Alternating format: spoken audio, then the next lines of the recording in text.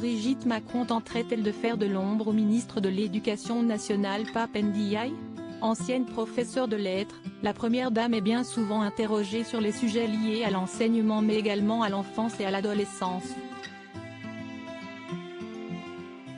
Très investie sur ces questions, l'épouse d'Emmanuel Macron est alors considérée comme une ministre bis qui n'hésite pas à afficher ses convictions fermes en matière de méthode pédagogique, comme le soulignaient nos confrères de Politico, le 21 décembre dernier. Dès lors, les rumeurs d'une rivalité entre Brigitte Macron et Pape Ndiaye vont bon train.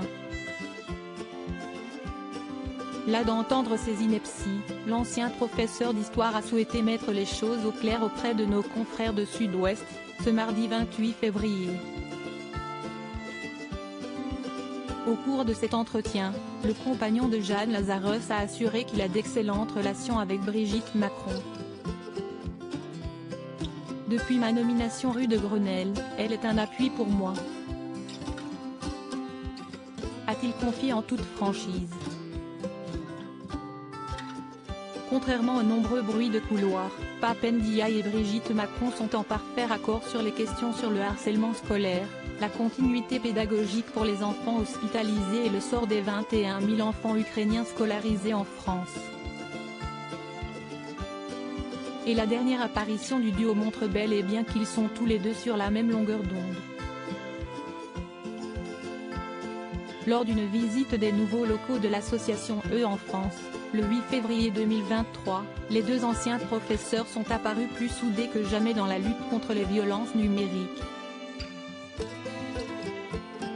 En témoigne le tweet du politique de 57 ans, avec Brigitte Macron, @JeuneBarreau et @CharlotteCobel, nous sommes pleinement mobilisés pour que chaque élève puisse toujours trouver une réponse et une personne de confiance face aux situations de cyberharcèlement et de violence numérique. Une étroite collaboration qui met balaye une bonne fois pour toutes les rumeurs d'une possible mésentente entre Brigitte Macron et Pape Ndiaye.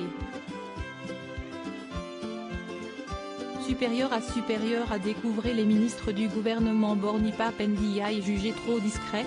Sa réponse cache Pape Ndiaye est-il trop effacé au sein du gouvernement?